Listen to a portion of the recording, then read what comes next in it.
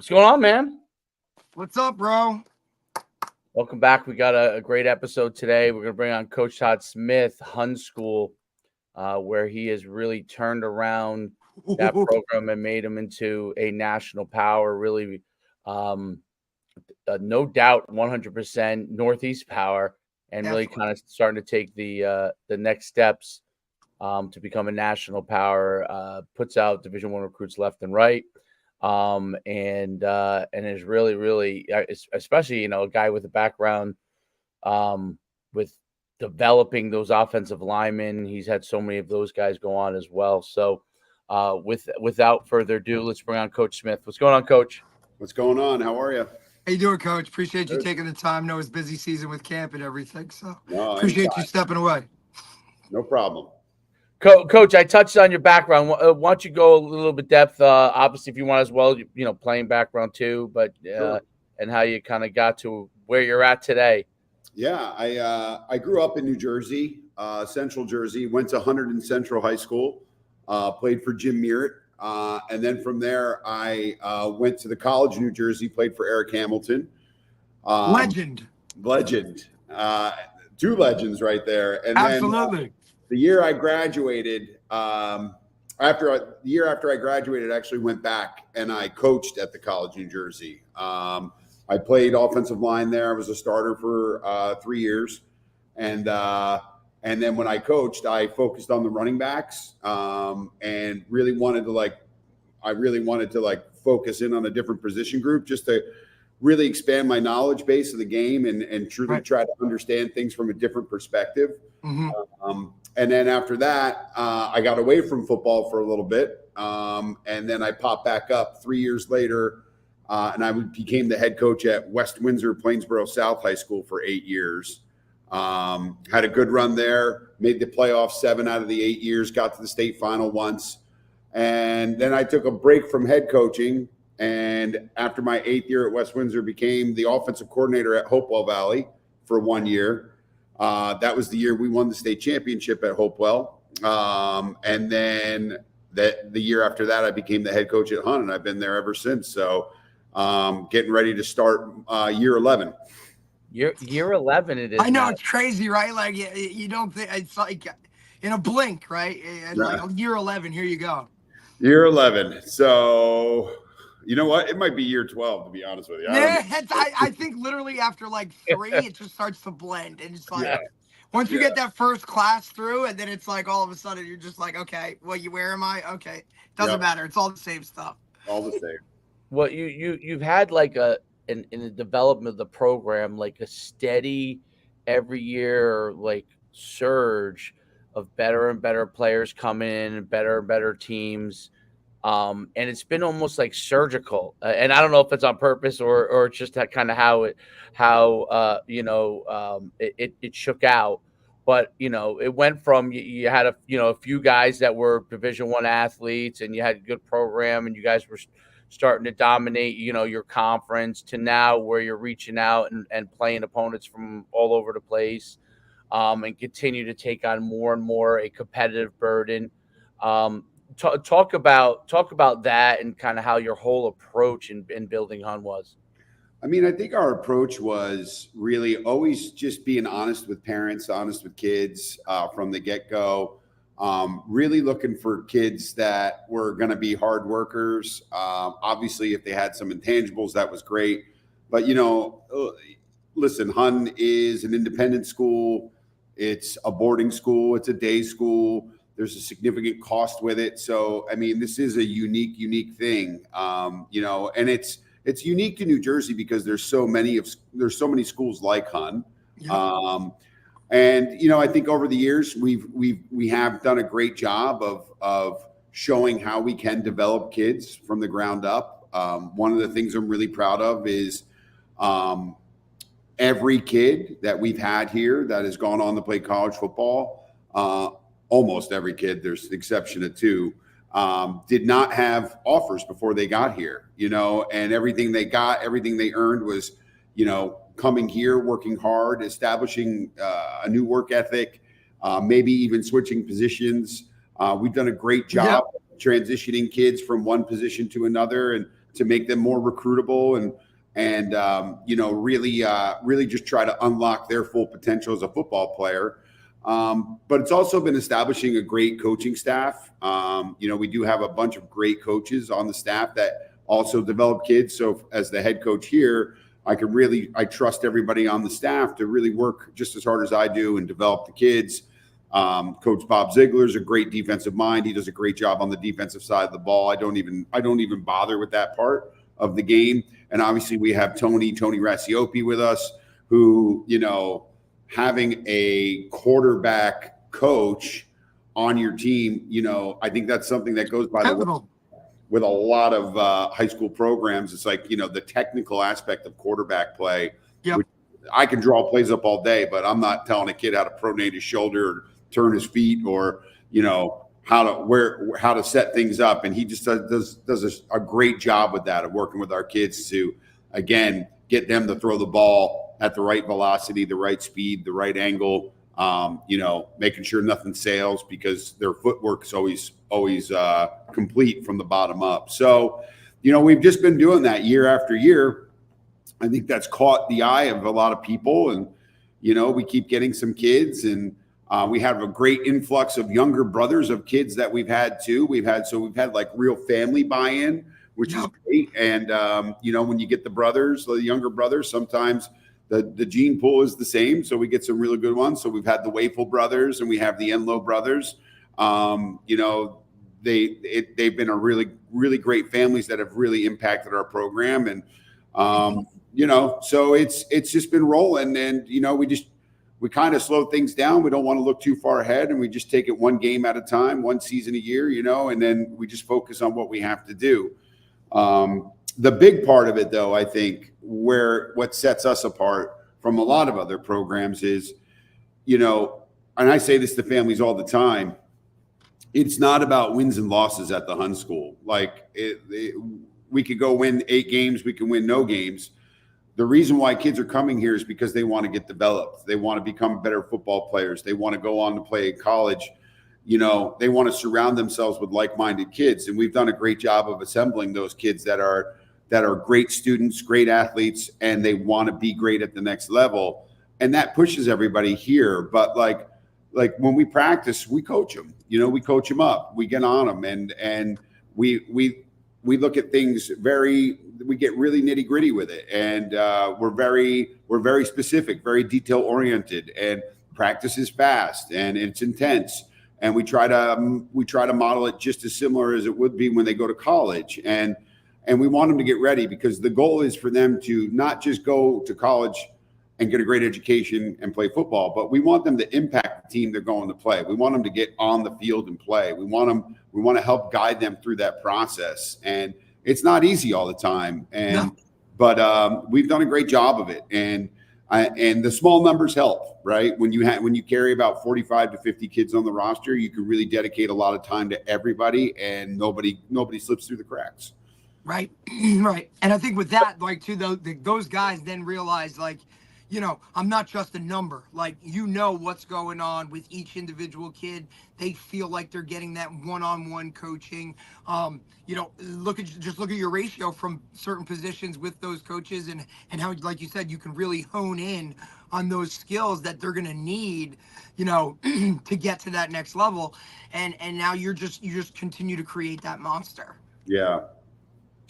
What about from a scheduling standpoint, right? So that's going to be difficult. You're Great probably question. in your conference, right? In particular, you're probably an outlier in that you guys have really, really had a lot of talented players, and you probably have amazing administrative support, so you kind of are able to continue to push forward in that direction. What is the difference between what you guys look to do scheduling and competition wise versus a lot of other people, in your conference? Or do you even look at what the other guys are doing or now? I mean, I think like in our world, in the prep school world, we've had, we thought we locked into something that was pretty good. So we have those schools in New Jersey, the Maple League schools. Pennington just joined. You have Petty, Lawrenceville, Blair. And then in our conference, we used to have Mercersburg, and we still have the Hill School. Mercersburg no longer has 11-man football. They play 7-man football. We've continued a relationship with Hill, Blair, and Petty. They honor their Maple agreement. Lawrenceville chooses not to. They play everybody in the Maple except us, which is fine. It's their prerogative. At the end of the day, again, we want to have a positive impact on these kids. So we want to find games. It is difficult to find games. It's Definitely. The hard thing. And we had a foothold in New England. We had a 2-year schedule where we were playing schools like the Brunswick School, Suffield Academy. We had Cheshire Academy, schools that were built like us. And unfortunately, after the 2-year initial agreement, that went to the wayside. We've tried to make we tried to merge conferences with the Interac in Pennsylvania, with the Malverns and the Haverfords, and those guys are really reluctant to join. And again, it's up to everyone how they want to do it. It's for us at this point in time this year. We were really concerned, about finding games, and we really want to be careful when we throw the word national around. Like, we are not IMG, we are not St. Francis, we are not those guys. I really have always people assume that's what we are. We're not. We're not that. We're going to be good. We work really hard. We're probably the best at what we do in our world. But we were lucky enough to find some schools that, wanted to go out and play, have a good game. So that's why we scheduled the Mount Carmels in Chicago. There's a team in Georgia called Rayboon Gap, which is also a prep school. Both of those guys are top 50 or top 70 programs in the country. And then we had a relationship with St. Francis in Baltimore. We used to play their varsity team. They have a national team and a varsity team. This year we'll be playing their national team, which I know everybody tries to avoid playing when they can. But we're going to throw our guys out there and just be like, hey, let's, this is where we want to be. Let's see how we match up. Let's see how we can get better. Let's see how we go. And because of that, we can't really rely on individual talent. We got to, as a coaching staff, we have to develop all these great athletes into a real team. And we've been doing a really good job of that with our older guys, and our new faces that have come in have really bought into what we sell. So we're excited. We've never got on a plane before here at the Hun School. We're going to get on it this year. And Mount Carmel is one of the most historically, traditionally one of the best programs in the state of Illinois. They have amazing seasons year in and year out. They do a good job in the city of Chicago. They win state championship after state championship. So we're going to go out there and see how we stack up, and we're excited about the challenge. What is that challenge like as far as managing the roster, right? Because you do get some kids that come in from other places, and obviously a post grad. I think you only take. I don't know what the rule is exactly, but you can explain that maybe a little bit too. But what is that like? Like integrating new players into the roster, managing expectations. Explain that a little bit. I think whenever you meet a new player, you spend some time with them, or a prospective player, and you really get to know them, get to know their parents, get to know their background a little bit, because we've met kids here who have come in and expressed interest in attending Hun, and we kind of just didn't get a good vibe from them, and we just didn't want that. We didn't want to risk what we have, what we've built, and what we pass on year to year. So we've had a great run of great kids, kids that have spent a lot of time here, 3 years, 4 years, 2 years, whatever it is. So when we do have the opportunity to bring in new kids, the first thing is hey, are they going to blend with what we have? And do they fill a spot of need for us? We don't want to bring in stacked kids on top of each other. We don't want to, stack kids left and right. Last year, we had the luxury of bringing in Miles O'Neill, who's now at Texas A&M. But we made it a point to make sure that Jack Moran, our quarterback that had been here, got plenty of reps, and he was active in every game. And both kids, we were able to accomplish that goal with both kids. Miles went out, threw for 2,000 yards. and accomplished his dream of becoming a Power 4 quarterback. And now he's at Texas A&M competing for the job. And Jack, in the same season, went out and threw for about 1,100 yards and was able to garner maybe, I guess, at the end of the day, it was 10 or 11 scholarship offers. He's committed to UNC Charlotte. And a lot of people don't have, two scholarship-worthy quarterbacks on the same team, let alone make it work. I thought we did a great job of that, and that's how we do it on offense. We bring in these kids and we package things up. We run about 12 different formations. We put the kids in, we spread the kids out throughout the formation so they all have active roles and they can do different things. And we make it a point to get them touches. We have the conversation, hey, if we hand the ball off to you, you better run hard. We don't know how many touches you're going to get. If we throw the ball to you, please catch it because, we can't target you 15 times a game because we do have to spread it out. And when you have a lot of playmakers like that, they have to buy into that too. And I think colleges have done a great job of that when they understand recruiting. When you're recruiting a kid at Hunt, if you're recruiting a wide receiver, you know what? He might not have 40 catches. He might only have 20. And that's because there's 3 other kids with 20 or 5 other kids with 20. And, but it's with our running backs, it's, hey, yards per carry, yards after contact, what do you look like? What's your film look like? Do you have how many runs of over 40 plus yards do you have? And with the wide receivers, same thing. Like, are you catching the ball? We try to vary the route tree so we can build that film catalog for them throughout the year. So that takes a little extra part on our part where we have to build that and manage the game, all at the same time. But we've gotten pretty good at it, and that's, we just take it like, if there was a game where somebody didn't touch the ball enough in one game, we're going to make it a point to make sure they get touches early and often in the next game, just to help build that catalog so we can still get their recruiting underway. Right. And I'm sure that's an issue. I mean, look, that's an issue on most teams, right? Is how many touches this guy get? How many touches did that guy get? And now you have players coming in that are expecting to, get those certain amount of touches, or they need those touches. That's why they're trying to get that film, but I think it's a phenomenal way to look at it. And even for a player, like, you got to know, you have to make the most of your opportunities. The other thing I think is it's that itself creates a college-like environment.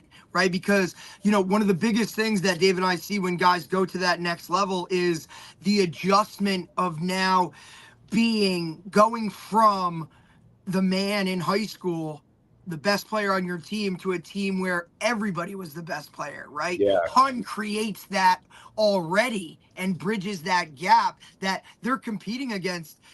Their backup, quote unquote, is a Power 4 guy, right? So it creates that mentality of, hey, practice hard, right, to get to where you want to be. But practice itself sometimes is probably harder than games. Yeah, I think we see it a lot in the weight room where guys come in and they were the strongest guy in their room, and now they come in here and they're like, whoa, there's some guys. Yeah, like, oh boy, I'm just guys.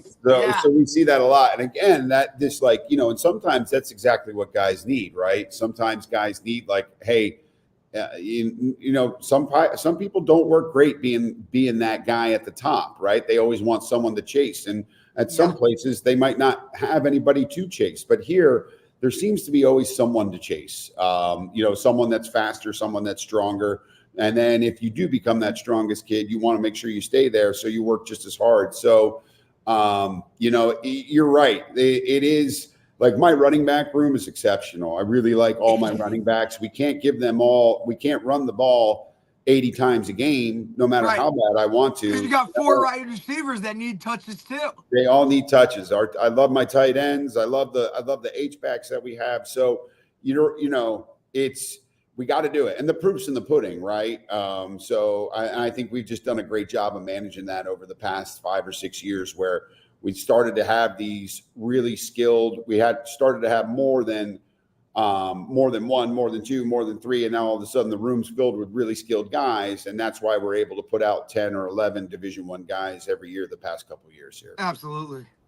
One of the things I'm really curious about, because I think quite a few of your players have done this either with post-grad or within high school with a reclassification, and the benefits of it in recruiting. Like, we always have this debate, like, is it beneficial? Is it not beneficial, right, in recruiting? And like, and obviously it always depends, right, on certain kids and their situations. But what have you seen some of the benefits of it, and the things that it's done for the players that you've had, and have you had it on the flip side too, where players have done really well that have gone, straight through, that were in their regular group? What Yeah, have you seen? I'll be very honest with you. So I've had since I've been here in these 12 years, I'm going to have over 110 kids go play college football. Of those 110 kids, only 2 haven't reclassified in one way, shape, or another. Interesting. There's a lot of research. That's very interesting. Very interesting. There's a lot, right? Number one, some kids are very young, right? Some kids start, whether they start kindergarten early, you go as far back as that. You always hear the parents like, oh, I should have held him back. Oh, he's a year ahead. And then all of a sudden they get to high school and they don't have armpit hair yet. And it's just like, oh man, I wish we held him back a year, Right. And then the other thing is, like, sometimes kids get hurt, stuff like that. Those are the no-brainer ones. If you have a kid that's a 16-year-old senior, that's a problem, right? Right. Right. In the football world, absolutely, right? Absolutely. Because, where, puberty and that, that just next, like physically, it matters a lot more in football than it does in other sports, I feel, right? Like, look, we get it. Like, puberty, when you hit it, it matters. But football, physically, when you get there, absolutely 100% matters. I mean, an 18-year-old kid against, a 16-year-old freshman or sophomore makes a really big difference in terms of, just overall football play. Right. For sure. I think the other thing is too, I've sat in rooms with college coaches and watched film with college coaches when I was at West Windsor, right? And we would watch film, and I've sent some great, when I was at West Windsor, we had some kids go to great places. We had the player of the year, JB Fitzgerald. He went to the University of Michigan, was a 2-year starter at linebacker. We had all these kids go Division I there as well. But we would always sit down and you'd hear the coaches say, like, oh man, if this kid was, for example, if this kid was a 26, he'd be a no-brainer. If this kid was, that happens a lot, and I think for us, like, we see kids, a perfect example would be the kid, Ryan Vandermark. All right. Ryan Vandermark was very early in my year. He came to us from Wayne Valley High School. He was 6'7", 235 pounds when we met him. I immediately thought he was going to tell me, hey, what are you? He's like, I thought he was going to say tight end. I'm tight end, defensive end. He came in, he said, I'm offensive tackle. I'm an offensive tackle. I'm like, okay. Came to us and we loved it. Got a whole bunch of offers, 17 FCS offers. The day before the signing date, he ends up going to UConn. By the time he left Hunt, he was 255 pounds. This kid was a 4-year starter at UConn at left tackle. He got up to 308 pounds. He is now on the 53-man roster at the Buffalo Bills.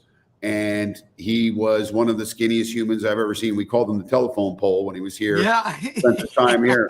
But that extra year, in a way changed that kid's life, Literally. Literally. And there's other kids too. There's kids and parents that know their kids are behind football wise. Like, hey, my kid's not ready football. He's not developed and he doesn't have the football IQ. He doesn't have this. I mean, for us, the more time a kid spends with us in our program, that just gives us the more time that we can have like that Hunt effect on them, where we can help them manage the recruiting process.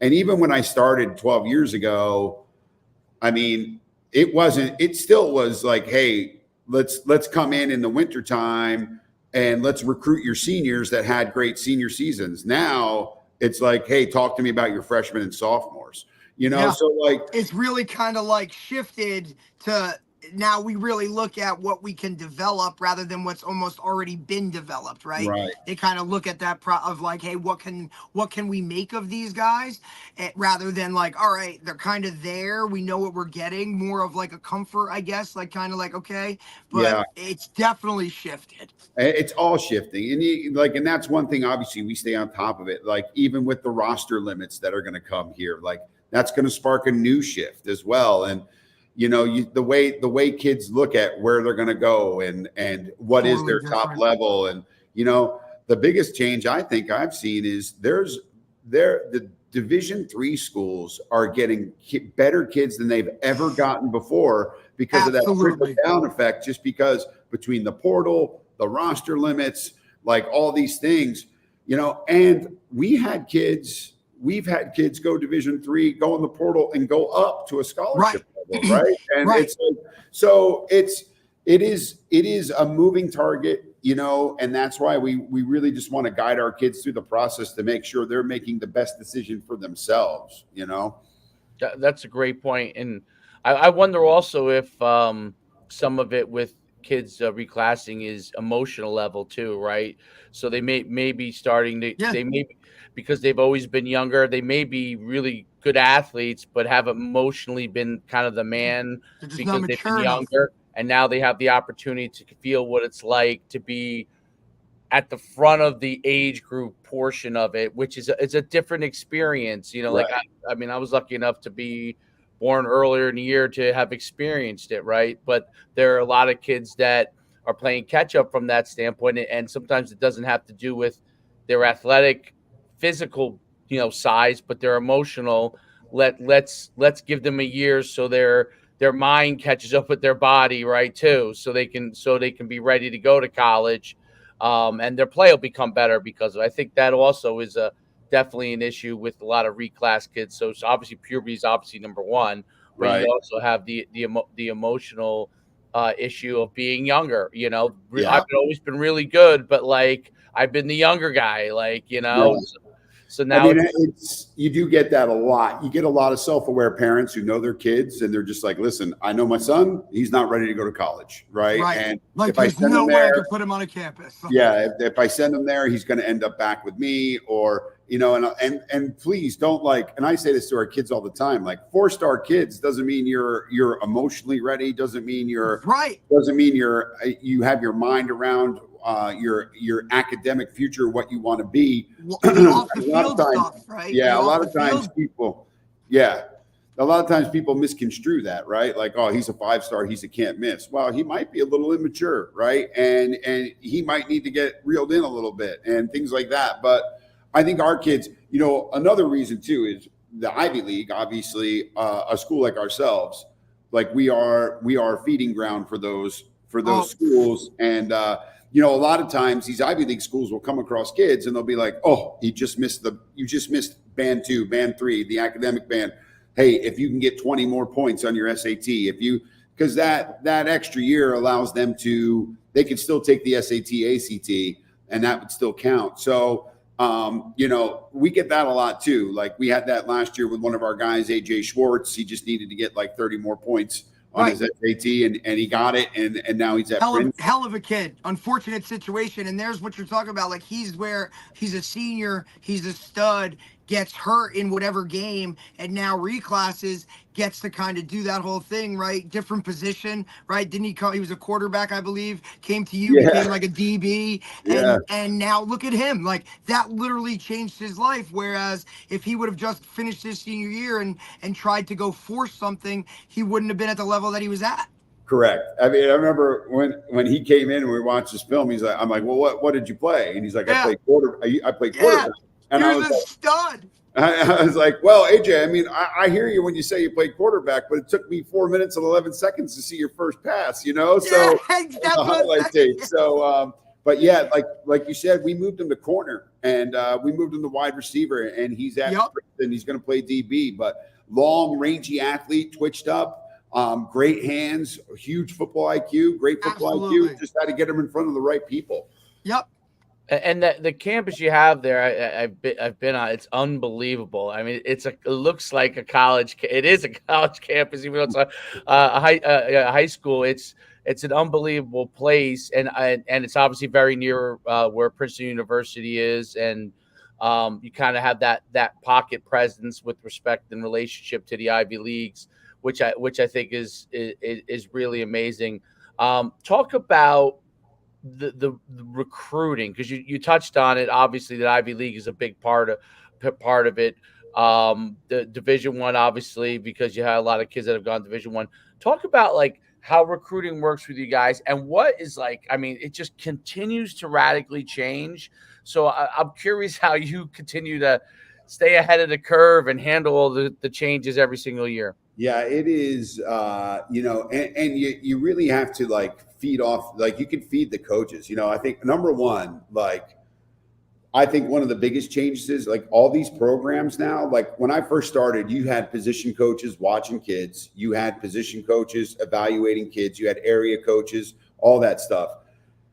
Now these programs all have these people in back rooms that are handing lists to coaches and being like, this is your guy, go look at him. Like you have all these people that are generating information and watching the film. And I'm sure coaches still have an input, but more than ever, it feels like there's outside people in the programs making decisions on kids. Now, listen, I'm not saying like head coaches aren't doing that or anything like that, but it's just different. Like these recruiting departments and these scouting departments are different. They're huge. They're big. I think Twitter has changed everything from since I started here to now. Kids have access to coaches directly. And middleman is gone. The middleman is gone. Like we have kids here that'll get offers and they'll post it, and then the coach will call me like 2 days later. Hey, I just want to let you know. Yeah, we offered him. I'm like, I saw it. I was, and that's okay, because we want our kids to embrace that journey as well and get involved in it. But I think our thing is we do a great job of having face-to-face meetings. We do breakfast at Hun, it's called. So during the open recruiting period, I'm not a teacher here at the Hun. I teach at a public school. But I'm here every morning before breakfast, and I'm here every day after school. So I'm here in the morning and the afternoon. So what we do is we just make all the college coaches, when they're on the road, they start their morning here. They have breakfast. During the contact period, they can eat with the kids. They can talk with the kids. We can watch film together. During the non-contact period, the kids eat over in one end of the cafeteria, and I have them at the table. It's real easy for me to show them. They can eyeball, they can see. No contact, obviously, but, I'm having face-to-face interactions with coaches. We'll have days where we have 12, 13, 14, 15 coaches there. Right. The difference between now and then, it's like, hey, show me your 27s. Show them who do you got in the 28 class? Anybody there? Let's get them on the list. Let's get them evaluated. Let's send them back to school. Let's send their film back to school. Have the right people watch it. The thing we do in the springtime is we do during that live evaluation period then is we kind of but we kind of don't do the breakfast anymore. And what we do is we open up, we'll do 3 workouts in the evening and we open it up to college coaches to come. So it's like the spandex Olympics, right? We're running around, jumping over bags and doing all that stuff. The quarterbacks get to go throw. We don't do one-on-ones. We don't do any of that stuff, but the coaches come right down on the field. They film the kids. They time the kids. Last year, on the first day we did it, we had 45 colleges come watch. And on the second day, it was unbelievable. It looked like a pro day. It was like a pro day. And we've gotten really good at that. And I think like what stinks about that is the NCAA again changed the rule on us and made it a one visit only in the spring. Yep. So like we used to be able to do it like, hey, if they came one week and they thought they liked somebody, then they would send the position coach back the next week to watch him in person. So, but now like instead of like one coach, from Rutgers, we had 4 coaches from Rutgers watching different kids. And, but we get really good attendance. And I would tell you almost every Power 4 school was represented there. Yeah, I think it's really unique how that has changed. Awesome. That pro day thing is really a phenomenal asset that you guys have for the kids. It is. I've seen other schools, especially like parochial schools, obviously try to do similar type things, and it's been a hugely beneficial. I think that if anybody has kids that could be going to college, they should be doing it even public schools. Right. I think the way that you do it is really phenomenal because you get so many schools to come and watch. It's interesting when you talk about how the coaches are getting handed lists. Like you see how these departments are being, especially at the Power 4 conferences, they're being handed those lists because they have like a general manager, player personnel department, very similar to like the NFL. Is that something that you've had to felt like you've had to start to kind of interact with that group as well, or you kind of navigate that process? Well, I was just going to reference that, Dave, because you just saw the guy that was responsible for putting together, the roster at Michigan, right? Then he makes the move and goes with Barber to Washington. He puts together that one, and now he's at Alabama with him. He just signed, I posted yesterday, he just signed like a new deal. He got a raise, $850,000 to be the college GM. Like, yeah, no, you like, I make it a point to find out who that person is on the staff, because that's, a lot of the times those are the people that we're going to be talking to. And I think like another aspect for me is like, I get a lot of phone calls during the year, like, hey, is so-and-so happy at this place, right? Our kids that are still at places, because, with that portal, it's crazy. We went through it with Kevin Wigginton this year. He was at Michigan State, and we were leaning on each other a lot to help him through that process when he entered the portal. And that's another misconception that I think a lot of kids have. It's like, hey, I'm going in the portal. And it's like, well, hey, you don't have anybody that's going to take you. Right. This is a great idea. Smart. Grass ain't always greener, Right. And so a lot of kids go in there and then they're just left there, Literally. Like there's over 1,000 kids still sitting in the portal that had left a full scholarship at some point and are now just sitting there, like kind of like when you hit the reload button on a website, right? It's just kind of, and they're just waiting. And it's, hey, maybe that situation wasn't so bad, Right. It's a tough place to be, to make that leap. You need to kind of really understand everything that could happen, Yeah. I mean, I'm not going to say the coach's name, but like I've been in a room where I've heard a coach tell one of our kids, like, hey, like I'm at this place right now. I do not want to be here. I want to be coaching at this place. And when I go, you're coming with me. And I'm just like, I'm like, whoa, but these are the conversations that people are having, so like, you want to be careful, like, because for us, like, education's number one. Like, hey, where can you get that degree? Where can you go? Like, is this the next 4 for 40? All that stuff. But at the same time, too, it's like for you got to watch, these kids want to protect themselves. And for some kids, like getting on the field and playing is a big, should be a big part of that conversation for them, because if you do go to some place and you're not playing, like what happens year 3 or year 4 if this coach decides they don't want you there anymore, or this or that, especially when they're moving to these roster limits where that's where those GMs are going to come in, and there's going to be a lot of moving and shaking where you're going to see a lot more transactional stuff where it's not like, hey, we're taking a flyer on this kid and we're going to try to develop them. It's like, nope, let's go see who's in the portal. Let's go see who we can scrounge up. Let's see who's out there. So, you really want the kids to be aware and be able to protect themselves through this process, because it's bonkers for them where like, hey, the real high level kids, they can really maximize a lot of this and put some money in their pocket and get some NIL stuff going and all that stuff. But at the same time, it could all go away like that, and easily. You want to make sure you got that degree in hand so you can get something and do something with your life, because not all of us are going to be playing at that third level, at that professional level. Like use the game to get you to a place that maybe you might not have gotten, but because football can help you, maybe that kind of sliding scale, I always like to call it, right, where all right, maybe it's your grades aren't exactly where they need to be, but you can take football will kind of balance it out, right, or the other way. It's just use that stuff and think beyond just these 4 years of, college football. Because like you said, things happen, man. Unfortunately, like injuries are part of it. Life happens. Did you think any of these guys, like when COVID hit, all of a sudden it was like, whoa, like, how do we handle this, right? Yeah. And that's kind of that was a whole, I can't even, whatever. That's another whole nother podcast in itself. When I look at this, like my big question is with the NCAA, I'm like, all right, number one, you got a lot of programs at that Power 4 level that embrace the walk-on opportunity, right? Like you look at Texas A&M, Wisconsin, Nebraska, like Iowa. That's what they live on. They live on those walk-ons, and now you're telling them they can't have any, right?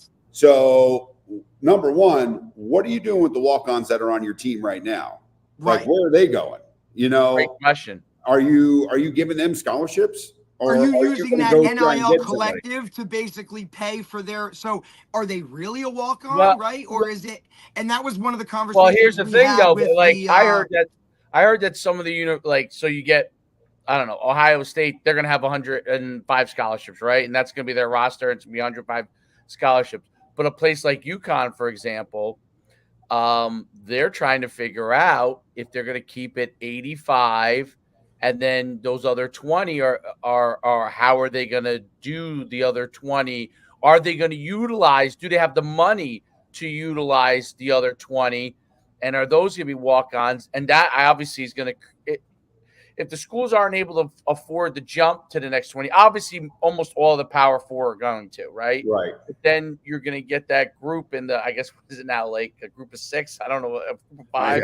Yeah. I don't know what it is, but whoever those other guys yeah, are. whoever the other teams are, they're not all of them are going to have the budget because Right. it's not just football. Obviously, there's other sports that they've added in the roster increases. They added other sports, right? So, baseball gets more potentially, soccer, each one gets more. So, and they have to mirror it obviously on the female side, right? So you go to 105 on football. You have to add 20 on football. You got to add 20 somewhere on the female side as well. Right. Yep.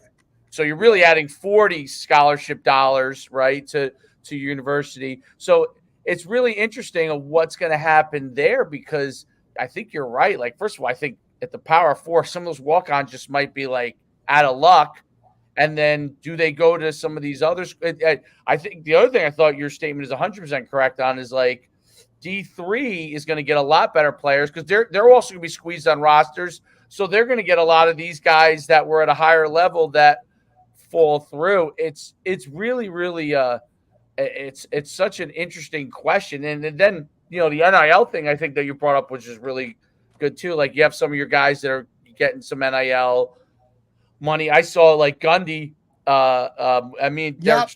Mike Gundy on one hand said, he told his players not to ask him for any more money, right? Like not to keep coming to him for more money. Right. And then what is basically the solution a day or two later is they basically have a barcode on the back of their helmet where people can support the players directly. Right. So he doesn't have to get people asking him for money if his branding is good enough, or he's that good enough a player. He's going to get the initial support from people. So that also creates a whole, I don't know, wild scenario. Now I think that what's really cool is that the Hun school is positioned in a certain way. The players you're going to get are, I think, kids that have a concern for academics. Obviously, they're great players, but they're going to have a concern for academics. That figures into the equation, which I think makes you unique. But I look at some of the parochials in New Jersey, and you got – because some of these kids at 10, 11 years old or 12 years old are branding themselves. Already. Putting out like I saw one the other day – put out like 4 schools that were his top 4, and in like 6th grade. There's or 7th, I think it was 7th grade, but there's nothing wrong with it. But it's a thing where it becomes more. The more the NCAA changes all this stuff, the more I think the parents feel the squeeze at the younger levels, right? That's why they're asking you for 2028, 2027s, and that's why 12 and 13-year-olds feel like they have to like put out what their top 4 is part of a whole branding thing.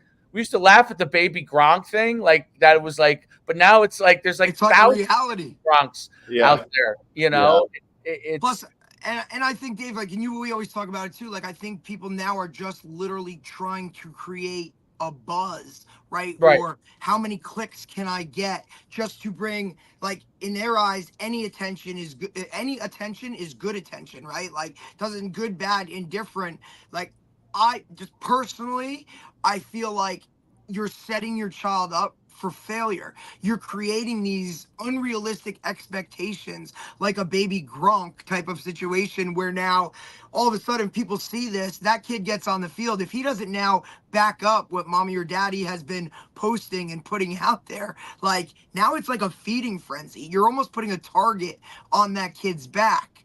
in a certain type of way when you do it from such a young age, where they can't, like, they just don't, it doesn't register to them. They don't even realize like mom or dad is doing it or whatever that is creating. And it's just that the amount of pressure at such a young age, when really you should just be focusing on learning the fundamentals of the game and improving year by year and allowing your body to do what it's naturally going to do and mature and you know, get to that puberty level where now, okay, now I can really go and play football. Right. I'll tell you this, like you guys are hitting it all. And the one thing, my big concern is, like, I want to do two things here. Number one, I want to prepare them to go on to the next level. I want to prepare them to be able to handle that pressure. Right. You know, that's why, like, when we're on the field and we're practicing, like, I'm on them. Right. You make a bad mistake, I'm going to let you know about it. You know, we're going to correct it. We're going to watch film about it. Probably going to let you know about it again. And then we're going to correct it again. But like, it's the time in between. It's the meetings. It's the weight room. It's just hanging out with the guys. Absolutely. And when you're going out there, it's like, I want those guys, I want to make sure they're still having fun, because at the end of the day, it's still high school football, right? Yes. And when we let high school football and listen, I feel a lot of pressure because kids come here and they're like, I want to go to college and I want to make them do that. Right. That's why they're going to you, right? Like, for the most part, like, they're choosing to come to you because, coach, you've created a culture and an environment where if I go to Hun, I'm getting a scholarship. I'm going to college, right? Like, not only is that, you know, that expectation, right, creates a lot of, you know, like, here it is. This is what we're doing for you to now kind of deliver, right? Yeah. And you know, and I'm sure it's, well, I came here not to, like, you know, you may have guys with 10 scholarships and they're still unhappy because, hey, coach, I came here to get this, this, and this, and now I'm only getting this, this, and this. And it's like, buddy, you're still part of the 7% that, like, in this, like, world that you're already above, like, ahead. Yet, you know, hey, I still want more. Right. And at the same time, like, I want to take on a lot of that pressure for them. Correct. But I also want to let them know, I have to remind them, like, hey, this is, like, when you're not working hard, like, why are you here? Right. We're all here for a reason. And at the same time, like, oh yeah, let's have fun. Right. And so like, where is that happy medium? Because, well, I think a lot of my guys think I'm 100% bipolar, because I can go from, like, hot to cold. You know, I'm all over 0 to 60, baby. 0 to 60. Yeah. Any given day. But like when we watch film and it's just like having fun, cracking jokes with the kids. And again, one of the best things, like, listen, if I was a kid and I went to the Hun school, like, I remember when I was at Hunter Central, I had a science class. You know, I was in biology. There were 38 kids in the bio class. It was one of the largest public schools in the country, in the state of New Jersey. Right? You come here, you look at a biology class and there's 8 kids in there. Like, you're going to pay attention. You know what I mean? Like, you don't really have much of a choice, bud. Like, you know, you got no choice. Like, all eyes are always going to be on you, dude. You're not getting away with much with all the 8 dudes in a class. Right. So when we do that, like, we associate that with the field. Like, hey, I only have 8 offensive linemen, right, at that varsity level right now. I only have 8. So we get to spend a lot of time with all 8 every day, you know, and getting them ready. And so you get a lot of that one-on-one, you know, with those kids, you know, and that's important, you know. And absolutely. And the fact that, like, we can come in and, like, we can talk football. I can talk football with them. We can talk scheme and identifying coverage and all that stuff. And then Tony's in the room with us, and, you know, to have somebody like that behind them and just keep on working, you know, I just think it's a real great opportunity to become a better student and football player. Right. Yeah, the environment. I mean, you step foot on the campus there, and you realize that, not, you know, even though you're an athlete, there's a lot of kids that are here that are brilliant students, right, with aspirations of maybe being rocket scientists. You know what I mean?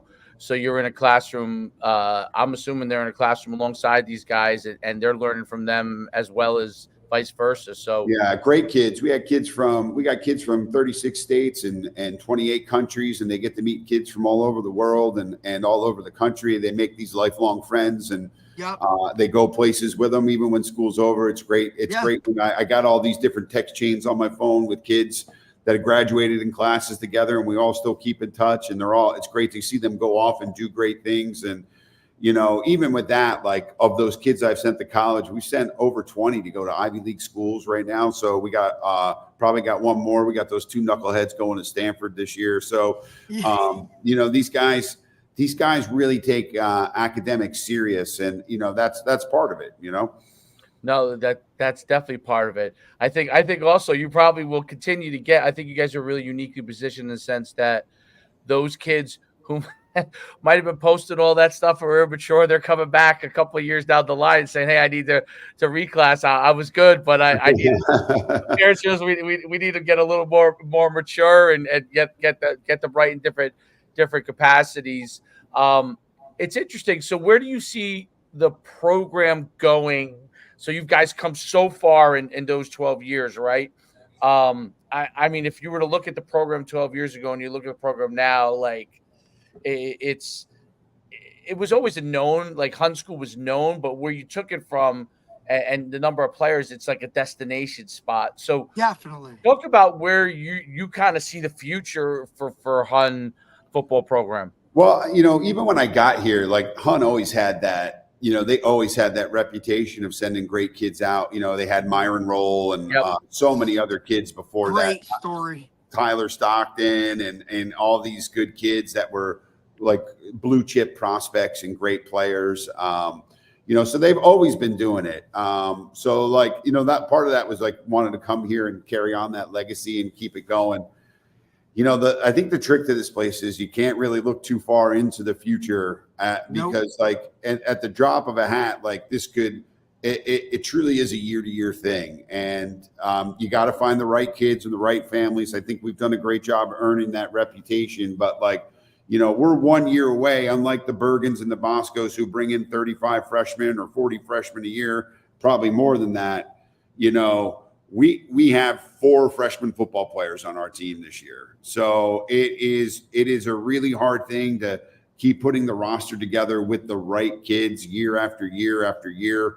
And we just take it day by day, So as far as the future, we just want to keep doing what we're doing. We want to see. We'd love to get involved with like-minded schools up in the New England. We'd like to get back in with those prep schools like we were before, because that's where we feel we belong. We'd love for Lawrenceville and Pennington to jump back in, and then if we could get that conference rolling and get those better, because part of it is like, hey, like maybe Petty gets it rolling again, and maybe Pennington gets it rolling again, and Lawrenceville gets it rolling. Now you have a premier conference, right? Right. Now you can like do a little bit more with it, and then you also know like you don't have to go crazy because you don't have a guaranteed 6-game schedule. Now I can go and schedule, because ultimately tape is what matters, right? And look, you can schedule teams coming from Canada and whatnot, but like now we're talking about competition level and play. Like, yeah, that looks great on paper. Like, hey, we're really nice guys and we're playing Canada doing this. But when it comes to football, like, no offense, what are we talking, Yeah, some of those Canadian teams are pretty good. Some of them are not, though. Right. So you got to watch what you get. I mean, but you're right. I mean, if we could get like a guaranteed 6-game competitive schedule and then go out and schedule 3 or 4, 3 or 4 a year and just make it that way. But like, unfortunately, some coaches look for the path of least resistance, or some coaches like are more concerned, like, concerned about matchups and stuff like that. Managing games needs to be important, stuff like that. But I mean, since I've been here, like if you look at some of the teams I played against John Mechie, right? John Mechie was on the other side of the field 1 year. We played against David Ajabo and Jason and Owe, right? And we played against what's his face for the Redskins, the wide receiver. I forget his name. He was really good. He went to Penn State, that guy. He was awesome. Like, last year when we played Avon Old Farms, their quarterback was going to Georgia, and they had Wake Forest. There's teams out there that have these blue chip prospects just like I do. I do think like people sometimes we have a reputation of being a real blue collar mentality. Hey, we're going to run downhill and come off the ball and smack you in the face a little bit. And we do play a physical style of play, and I do think like up there in New England, people shy away from that a little bit. Yeah, everybody wants to spread the ball out, and they're not used to playing, teams with 2 tight ends or 1 tight end, and it's just like, or inline tight ends, and it's all, hey, we just have to stop mid zone and outside zone, but we're going to run ISO and power at you, and we're gonna get in your face and do it, and 4 yards is acceptable for us, and we're okay, and sometimes I think teams get a little weary about that. But at the end of the day, it's like you said, like if we can, this year is this year, we got Haverford School in a scrimmage tomorrow, and then we're off to go see Mount Carmel, which our kids are super excited about. And, we know they're going to smack us in the face. They're really good, and we got to see how we're going to respond. That should be awesome. Well, Coach, it's been fantastic having you on. Really, really appreciate you taking the time. Absolutely. We both really, truly admire the program you've built, and the players that you had, and they're great kids. The ones that That's we know what I was just going to say. They are great kids on and off the field. Thank you. Thank you so much. No, I appreciate it. I think it was extremely informative to a lot of people that had a lot of assumptions about what Hun is, or hey, they're just a bunch of post-grad 19-year-old kids playing against high school guys. Like people just need to understand and respect what it is to actually take in these guys, that small number, and understand what goes into coaching these guys that are coming to you with very specific expectations of why I'm coming here. Right? We actually have another misconception. We actually have 0 19-year-old guys. So that's like people, that's just what people think. Like, we know it. But now, I find myself defending it half the time to be like, hey, man, it's just an option. That's not true. You guys don't understand. That's not it. Not true. Yeah, it's not true. The big thing is we always want to make sure we're able to play we're allowed to play anybody in the state of New Jersey. There's certain states where the rules get a little fishy, but in New Jersey, as long as you don't have anybody on your team that turned 19 before September 1st, you can play.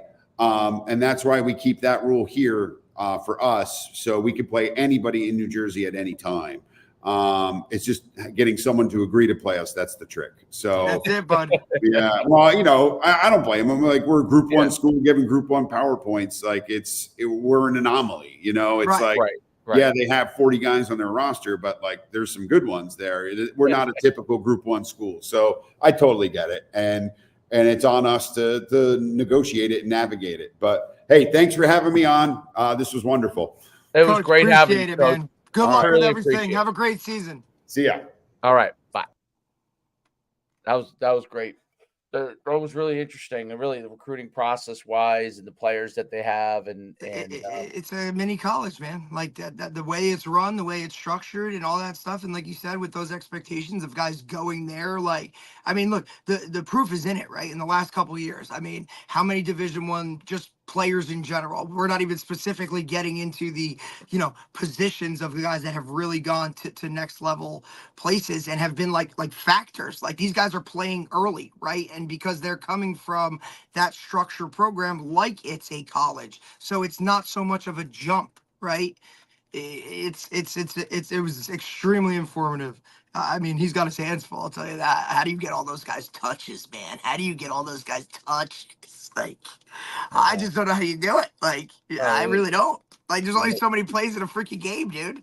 You gotta, there's only so many plays in the game, and especially if you get in, it actually gets harder if you get in a situation where you're blowing somebody out, because which is why I think the concern to play quality opponents matters, right? Because also, you want to condition these guys for true games. You don't want these guys basically going out there this is a scrimmage. It's going to be over in the first quarter, right? Are they really going to do what they need to be what needs to be done to be successful when they go to a Power 4? Like I said, their practices are probably unbelievable. Yeah. Oh yeah, probably. Although the roster size is not that huge, so group 1. He said group 1. Be a little bit careful from there. But great episode. We'll get good stuff. Get up off on this, and we'll see you again on Friday when we have in Tyler Siskey, right? Yes, sir. Big Tyler Siskey, man. I love his podcast. He loves it.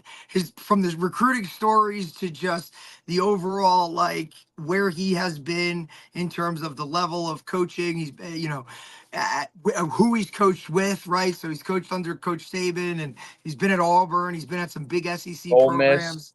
Yeah, Yeah, Ole Ole Miss, Miss, like, I Auburn. mean, Arkansas State, like all these big ones. So it'll be really good to talk to him, informative. But like I Absolutely. said, I think that episode we just had was awesome because, like I Awesome. said, the Hun school is just everybody sees it, reads it, but doesn't really understand like what it is because they're not the Bergens or the Boscos or the Joes of the world, right? And those guys don't play them because why would you? Yeah. It's a different setup. It's an independent school, so Absolutely. All right, we'll see you on Friday. Friday.